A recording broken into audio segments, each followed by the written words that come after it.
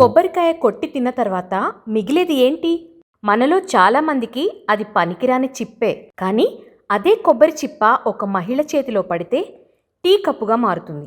సోదర ప్రేమకు గుర్తుగా రాఖీ అవుతుంది. కీచైన్గా, అందమైన ల్యాంప్గా మారుతుంది. ఇది కేవలం కళ కాదు, వ్యర్థంగా కనిపించే కొబ్బరి చిప్పలతో ఉపాధిని సృష్టిస్తున్న మహిళల కథ. ప్లాస్టిక్కి ప్రత్యామ్నాయంగా ఈ కొబ్బరి చిప్ప ఎలా మారింది? దీని ద్వారా ఎలా ఉపాధి పొందుతున్నారు? పారేసే కొబ్బరి చిప్ప ఎన్ని అవకాశాలుగా మారిందో రూరల్ మీడియాకు వివరిస్తున్నారు, చూడండి.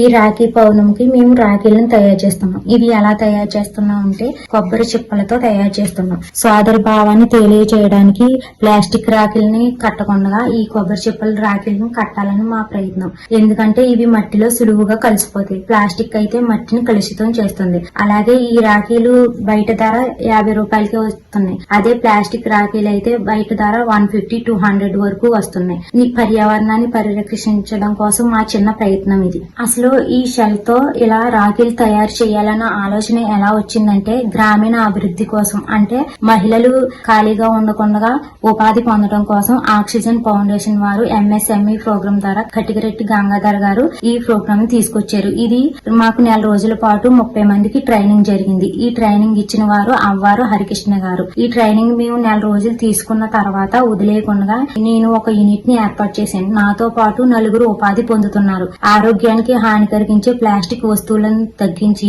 కొబ్బరి వ్యర్థాలతో ఈ వస్తువులను తయారు చేస్తున్నాం. ఇలా తయారు చేయడం వల్ల మాకు ఇన్కమ్ కూడా బాగా వస్తుంది. మేము ఈ ట్రైనింగ్ తీసుకున్న తర్వాత ఎందుకు పనికిరావు అనుకునే ఈ కొబ్బరి చిప్పలతో రకరకాల వస్తువులు మేము ఆలోచించి సొంతంగా చాలా తయారు చేస్తున్నాం. అందులో టీ చైన్స్, టీ కప్పులు, సోప్ ట్రేల్, బౌల్స్ ఇంకా మొదలుకున్నవి చేస్తున్నాం. ఇలా చేయడం వల్ల మా మహిళలందరికీ ఉపాధి కలగటమే కాకుండా పర్యావరణం పరిరక్షిస్తున్నామన్న చిన్న ఆశ కలుగుతుంది. వేస్ట్ అనుకున్న దాంతో మేము ఇన్కమ్ బాగా పొందుతున్నాం. మాలాంటి గ్రామీణ మహిళల ప్రతిభను వెలుగులోకి తీసుకువస్తున్న రూరల్ మీడియా ఛానల్ వారికి మా మహిళలందరి తరపున ధన్యవాదాలు. ఇలాగే నా యూనిట్ నేను ముందుకు తీసుకెళ్లాలని కోరుకుంటున్నాను. మీ ప్రోత్సాహం మాకు ఎప్పుడూ ఉండాలని కోరుకుంటున్నాను.